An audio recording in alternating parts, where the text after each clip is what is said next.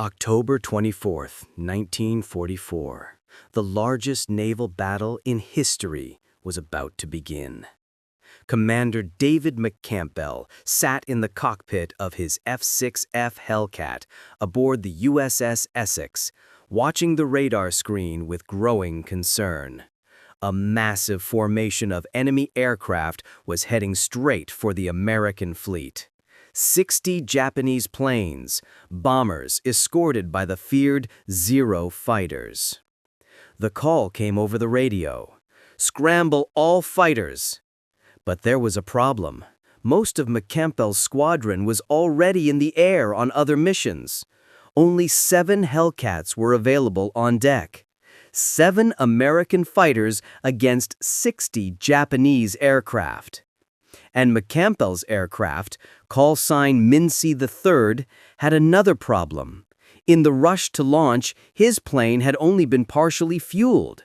He'd be flying into the biggest air battle of his life with maybe 90 minutes of flight time. Not nearly enough for what was coming.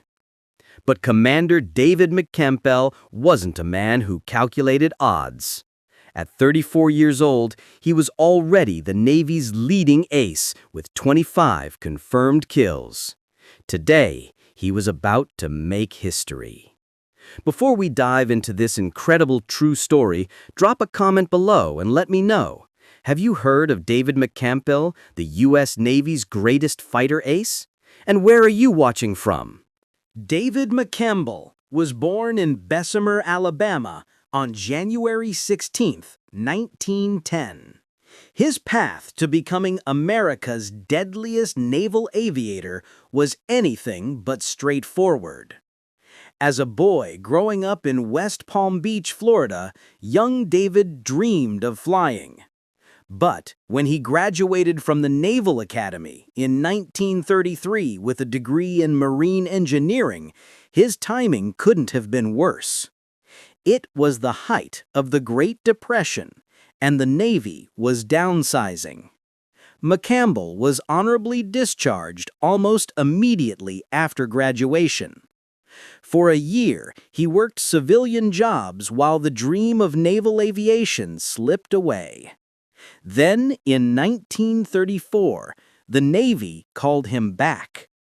They assigned him to the heavy cruiser USS Portland. It wasn't flying, but it was a second chance. In 1937, McCampbell finally got his opportunity. He transferred to Naval Air Station Pensacola for flight training. In April 1938, at age 28, older than most aviation cadets, he received his wings of gold and was assigned to the aircraft carrier USS Ranger. But when World War II began with the attack on Pearl Harbor in December 1941, McCampbell wasn't a fighter pilot. He was a landing signal officer, the person who guided aircraft back onto the carrier deck. He watched from the deck of the USS Wasp as fighter pilots launched into combat. He wasn't in a cockpit. He was waving colored paddles, bringing other men home from battle. Then, in September 1942, everything changed. The USS Wasp was struck by 3 torpedoes from a Japanese submarine off Guadalcanal. The carrier was mortally wounded. McCampbell survived the sinking, rescued from the water by a destroyer. As McCampbell floated in the Pacific, watching his ship burn and sink, something hardened inside him. He'd spent the first year of the war on the sidelines. That was about to end. When he returned stateside, McCampbell demanded fighter training. The Navy saw something in this determined 32-year-old officer. They gave him his chance. In September 1943, McCampbell was given command of Fighter Squadron 15, the F-15. He was finally a fighter pilot. But he wasn't just flying fighters, he was leading them. By February 1944, He'd proven himself so capable that he was promoted to commander of Air Group 15, CAG 15. This meant he commanded not just fighters, but also the dive bombers and torpedo bombers of the entire air group aboard the USS Essex. McCampbell named his F6F Hellcat Mincy after the Mincy Trail that ran near his Pennsylvania home. He would eventually fly 4 different Hellcats, each bearing that name and a number. What made McCampbell different from other aces wasn't just his flying skill, it was his tactical mind. He studied every engagement, analyzed what worked and what didn't, and constantly refined his approach. His philosophy was simple but deadly effective. Get in close before you shoot. You'll burn less ammunition and have a better chance of hitting your target. While other pilots would open fire at 1,000 feet, McCampbell would close to 300 or less. Sometimes he'd get so close that debris from exploding enemy aircraft would damage his own plane. On June 19, 1944, the Battle of the Philippine Sea erupted. It would become known to American pilots by a different name, the Great Marianas Turkey Shoot. The Japanese had assembled a massive carrier force to stop the American advance across the Pacific. They launched wave after wave of aircraft, over 400 planes, against the American fleet near the Mariana Islands. But the Japanese made a critical miscalculation. Their pilots were nowhere near the skill level of the veteran American aviators. Many Japanese pilots had less than 100 hours of flight time. They were flying against men like David McCampbell, who had hundreds of combat missions. And the Japanese aircraft themselves were outmatched. The Zero fighter that had terrorized American pilots early in the war was now obsolete. The American F6F Hellcat was faster, could fly higher, carried more firepower, and was heavily armored. The Zero was built for maneuverability, sacrificing armor and pilot protection. One good burst from a Hellcat's 6.5 caliber machine guns could tear a Zero apart. Meanwhile, Hellcats could absorb incredible punishment and keep flying. McCampbell launched from the Essex, leading his fighters toward the incoming Japanese formation. The radar showed 80 enemy aircraft bearing down on the American fleet.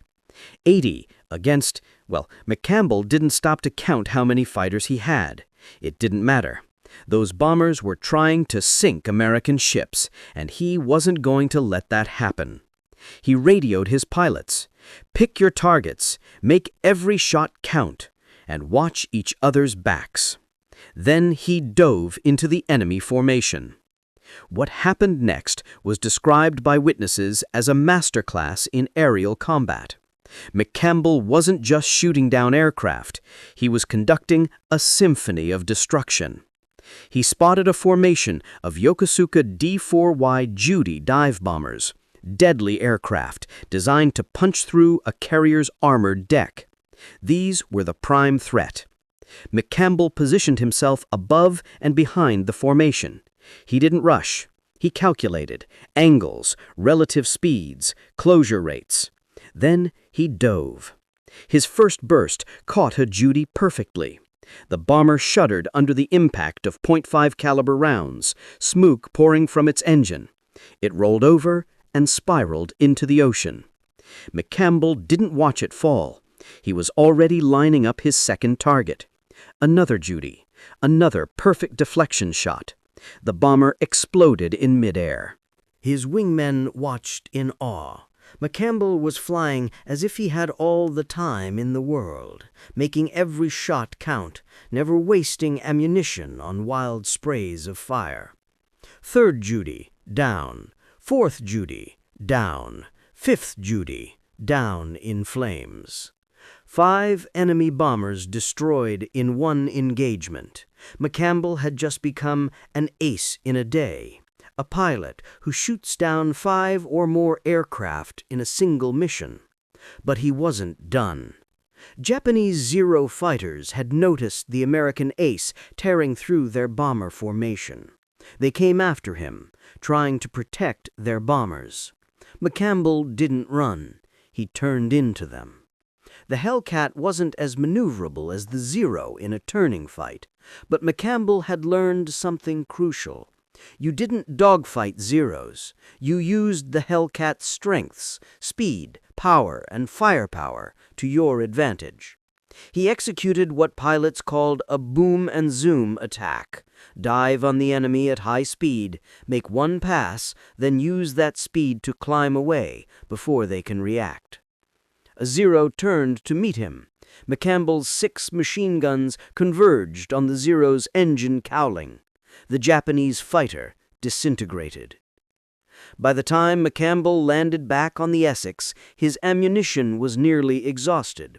His crew chiefs counted the remaining rounds, barely enough for one more burst. But they also counted his kills. 7 enemy aircraft destroyed in one mission. 7. The intelligence officers wanted to know every detail. How did he do it? What were his tactics? McCampbell's answer was characteristically simple. I got close, I aimed carefully, and I didn't waste bullets. But the day wasn't over. Radar detected another Japanese strike incoming. McCampbell had his Hellcat rearmed and refueled. He launched again. This second sortie was shorter, but no less lethal. He found 2 more Zeros and sent them both into the ocean. 9 enemy aircraft destroyed in one day. 9. The Japanese called off their attack. They'd sent over 400 aircraft against the American fleet. Nearly 350 were shot down. American losses? 29 aircraft. It was the most lopsided air battle in naval history, and Commander David McCampbell had personally accounted for 9 of those kills. But this record-breaking day was just preparation for what was coming in October. By October 1944, the Pacific War had reached a critical juncture. General Douglas MacArthur was making good on his promise to return to the Philippines. The invasion of Leyte Island was underway. The Japanese knew this was their last chance to stop the American advance. They assembled every available warship for one massive counterattack. 4 separate Japanese naval forces converged on Leyte Gulf, hoping to destroy the American invasion fleet and slaughter the troops landing on the beaches. It would become the largest naval battle in history, the Battle of Leyte Gulf. The USS Essex, with McCampbell and Air Group 15 aboard, was part of Admiral William Bull Halsey's Task Force 38. Their job was to provide air cover for the invasion and attack any Japanese ships that approached. On the morning of October 24th, McCampbell was already exhausted. He'd been flying multiple sorties daily for weeks. The Navy didn't have enough pilots, so the experienced aviators flew again and again while newer pilots got trained. But when you're the commander of Air Group 15, you don't get to sit out missions because you're tired. You lead from the front. At 800 hours, the radar operators detected something massive, a huge formation of aircraft approaching from the west. Count 60-plus aircraft. The Japanese had launched a major strike from land bases in the Philippines. They were coming to attack the American carriers. Scramble all fighters, the call went out across the Essex. But most of VF-15 was already in the air on other missions. There were only 7 F6H Hellcats available on deck, 7 fighters to intersect 60 enemy aircraft. McCampbell didn't hesitate. Launch everything we've got. We'll hold them off until the others can get back. As he climbed into Mincy 3's cockpit, his plane captain yelled up to him, "Sir, we only got her half-fueled before the scramble order came in." He processed this information in a split second. Half fuel meant maybe 90 minutes of flying time, maybe less if he had to use combat power. He looked at the radar screen showing that massive enemy formation. Then he looked at his crew chief and said 2 words, "Let's go." The Hellcat's 2,000 horsepower Pratt & Whitney R2800 engine roared to life. McCampbell taxied into position, received the launch signal, and thundered down the Essex's flight deck. 6 other Hellcats followed him into the sky. 7 American fighters against 60 Japanese aircraft. The odds were almost 9-1. McCampbell's wingman for this mission was Ensign Roy Rushing. He was relatively inexperienced. This was his first major combat engagement. Most CAG commanders wouldn't have wanted an inexperienced pilot as their wingman in a fight like this. But McCampbell had trained Rushing personally. He'd seen something in the young ensign: courage, quick reactions, and the ability to follow orders without panic.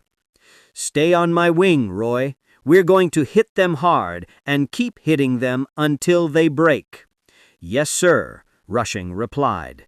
His voice was steady, despite the impossible odds. McCampbell spotted them at 12,000 feet. The Japanese formation was exactly what radar had indicated. Approximately 40 Zero fighters escorting 20 bombers. The bombers were the real threat. If they got through to the carriers, each one could potentially sink or cripple an American ship. The invasion fleet was vulnerable. McCampbell made a split-second tactical decision. He radioed to 5 of his 7 fighters, "Break off and engage those bombers. Keep them away from the fleet." That left just 2 Hellcats, McCampbell and Rushing, to deal with 40 Zero fighters. Most commanders would have considered this suicide. But McCampbell had spent months studying Japanese tactics. He knew their weaknesses as well as their strengths. The Japanese fighters typically fought as individuals, each pilot seeking personal glory. American pilots fought as teams, covering each other, using coordinated attacks. And McCampbell had one more advantage: altitude. The Japanese formation was climbing toward the carriers. McCampbell was above them, diving down with the sun at his back. "Roy, we're going in! Follow my lead! Make your shots count!" McCampbell rolled inverted and dove. The Hellcat accelerated past 400 miles per hour. The Japanese fighters never saw them coming. McCampbell selected his target, a Zero on the outside of the formation. He didn't fire until he was within 200 feet. His 6.5 caliber machine guns spoke for less than 2 seconds. The Zero exploded. He pulled up hard, using his speed to climb back above the formation. The Japanese pilots were reacting now, breaking formation, trying to find the attacker. But McCampbell was already setting up for another dive. This time, 3 Zeros spotted him and turned to intercept. This was the moment that separated good pilots from aces. Most pilots would have run. McCampbell flew straight at them. The Japanese pilots expected the American to break off. When he didn't, it threw off their timing. McCampbell fired a long burst at the lead Zero. It cartwheeled out of control. He snap-rolled left, narrowly avoiding a collision with the second Zero. As he rolled, he brought his guns to bear and fired again. The second Zero's wing sheared off. The third Zero overshot, unable to slow down fast enough. McCampbell reversed his turn and got on the Japanese pilot's tail. One more burst. 3 Zeros down in less than 30 seconds. Rushing, meanwhile, had shot down his first Zero and was engaged with two more. He was holding his own, but McCampbell could see he was getting overwhelmed. "Hang on, Roy, I'm coming." McCampbell dove again, this time targeting the Zeros chasing Rushing. He didn't even aim at the aircraft. He aimed at where they would be by the time his bullets arrived. Leading the target, calculating deflection angles in his head while flying at over 300 miles per hour. His burst caught one Zero perfectly in the engine. It nosed over and went straight down. The other Zero pilot, realizing he was now being hunted, broke off and dove away. McCampbell checked his fuel gauge. He'd been in combat for 20 minutes. He was burning fuel faster than expected due to constant high-power maneuvers. He did a quick mental calculation. At this rate, he had maybe 40 minutes of flying time left. 40 minutes to get back to the Essex, or he'd be swimming. The smart move would be to disengage now, head back to the carrier. He'd already shot down 4 enemy aircraft. His job was done. But below him, those Japanese bombers were still heading toward the American fleet, and there were still dozens of Zero fighters providing escort. McCampbell made his choice. "Roy, we're staying. We're going to break up this attack." "Roger that, Skipper." What happened over the next hour defied every tactical manual ever written about aerial combat. 2 American fighters against an entire Japanese strike force. But McCampbell and Rushing didn't fight like they were outnumbered. They fought like they owned the sky. McCampbell developed a rhythm: dive, attack, climb, dive, attack, climb, never staying in one place long enough for the Japanese to coordinate against him. 5th kill, a Zero that tried to jump Rushing. 6th kill, another Zero escorting the bombers. By now, every Japanese pilot in the formation knew there was an American ace up there.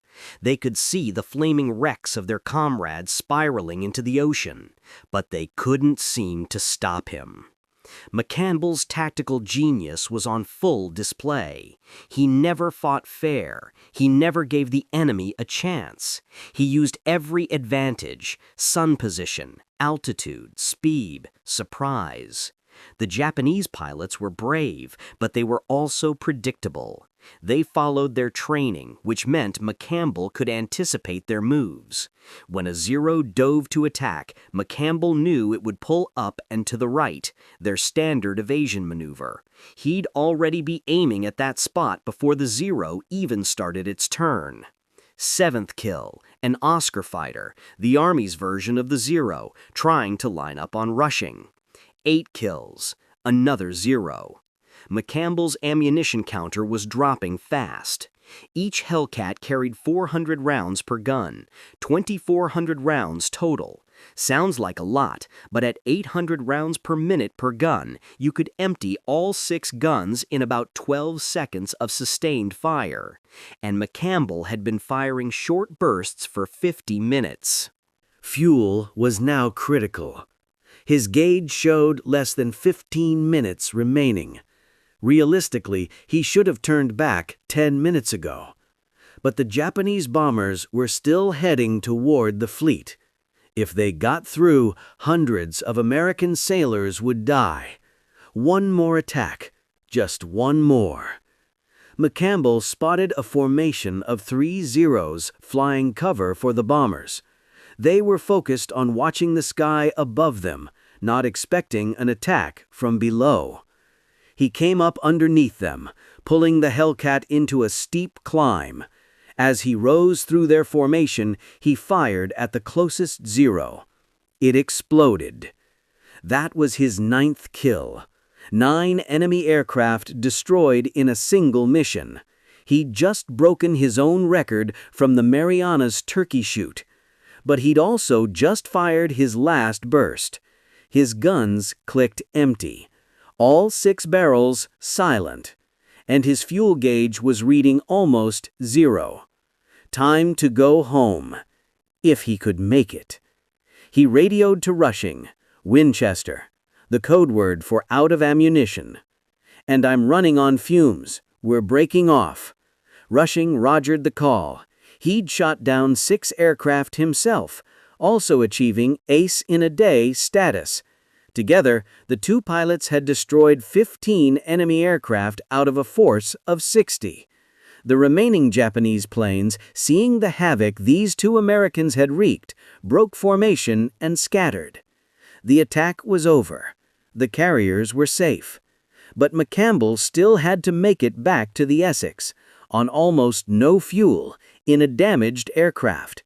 He'd taken some hits from Japanese defensive fire that he hadn't even noticed during the fight. McCampbell pointed Mincy 3 toward home and watched his fuel gauge hit 0. The engine kept running, for now. There had to be a few gallons left in the lines, maybe in the tank's corners. How far could he glide if the engine quit? Maybe 5 miles, maybe. The Essex was 35 miles away. "Come on, sweetheart," he murmured to his aircraft. "Just a little further." The Pratt & Whitney engine coughed once. McCampbell's heart stopped. Then the engine smoothed out again. 20 miles to go. He could see the fleet now. Tiny specks on the horizon, growing slowly larger. Essex was in the center of the formation. 10 miles. The engine coughed again. This time it didn't smooth out immediately. It ran rough for several seconds before catching again. McCampbell started looking for destroyers. If he had to ditch, he wanted to do it near a ship that could pick him up quickly. The ocean looked cold and uninviting. 5 miles. He could make out individual ships now. There was Essex. But as he approached, he saw a problem. The Essex's flight deck wasn't clear. An aircraft had crashed on landing. Deck crews were still clearing the wreckage. He couldn't circle and wait.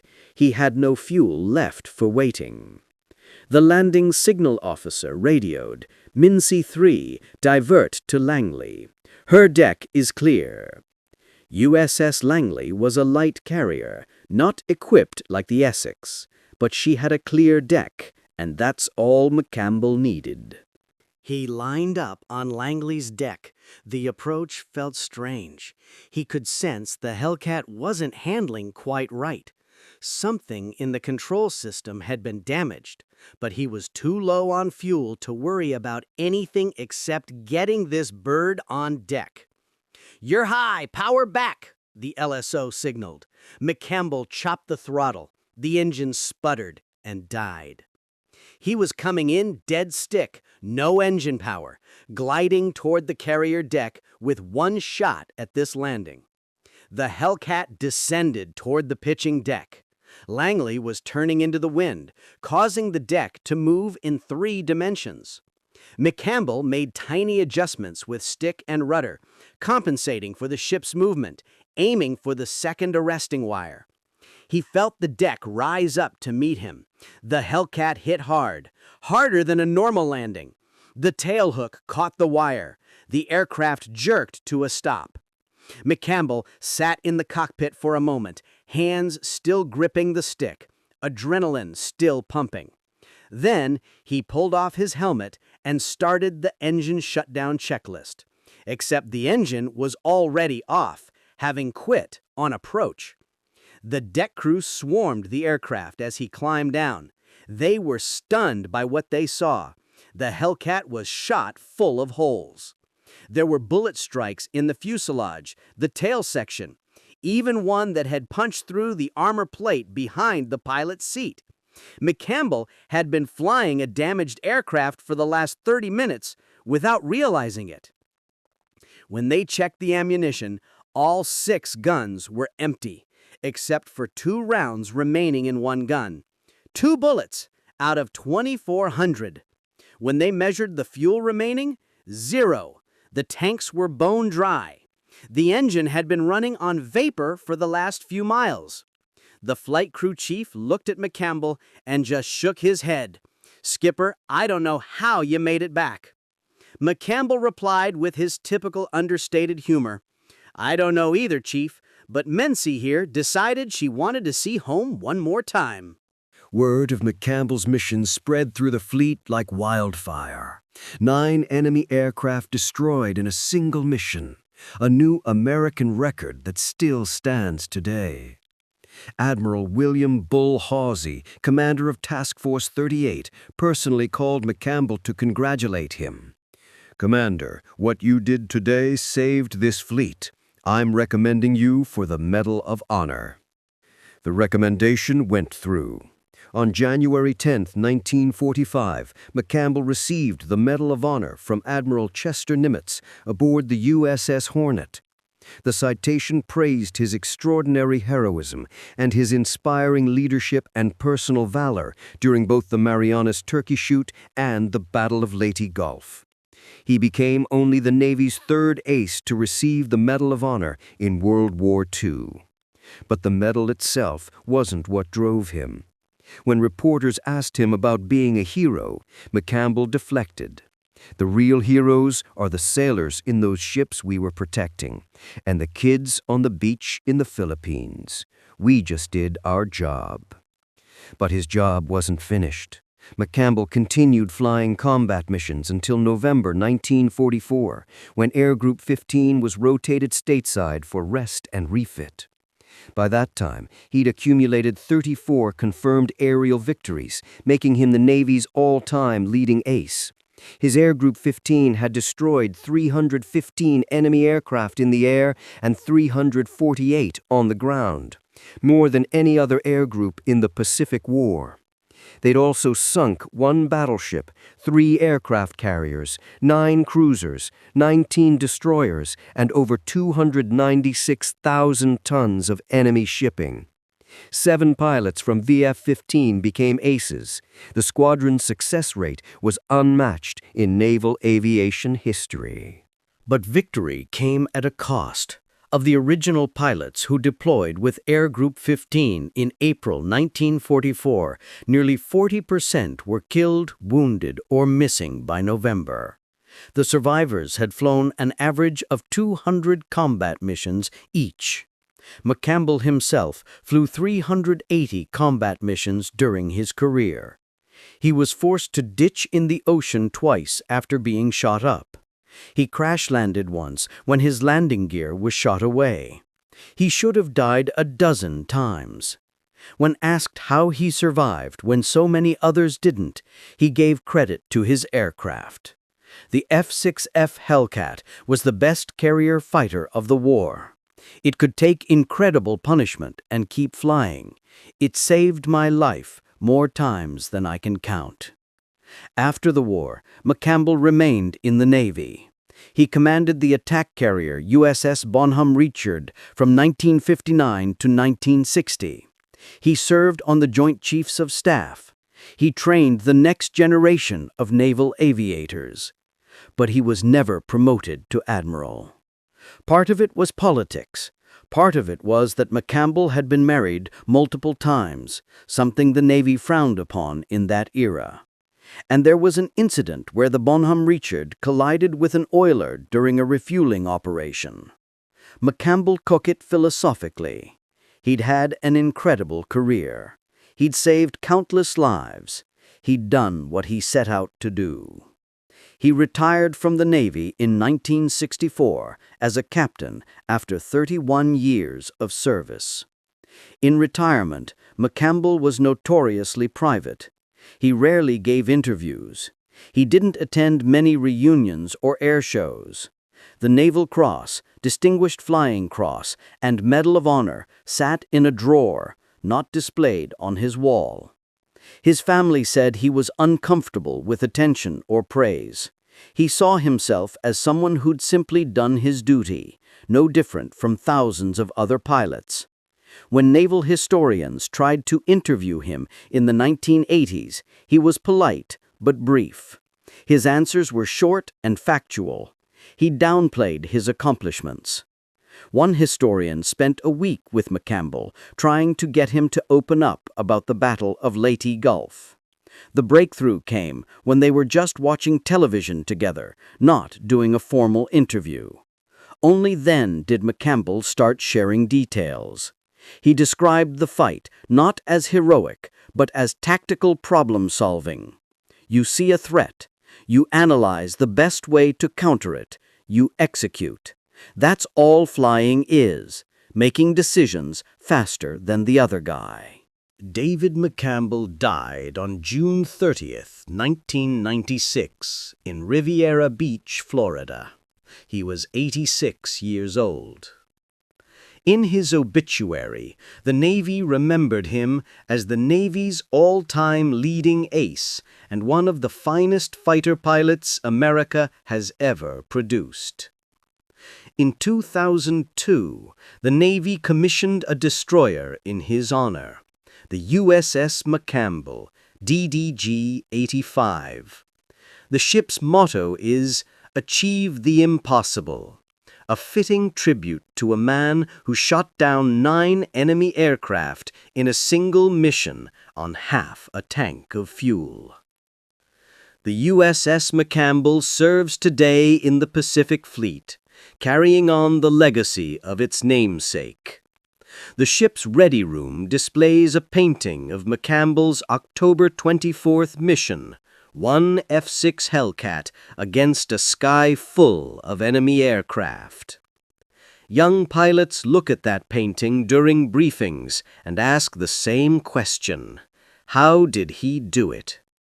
The answer isn't just about flying skill, though McCampbell was one of the finest pilots ever to strap into a fighter. It isn't just about courage, though he had that in abundance. The answer is about decision-making under impossible pressure, about seeing a situation clearly when chaos surrounds you. Thanks for watching, and remember, sometimes doing your job means achieving the impossible.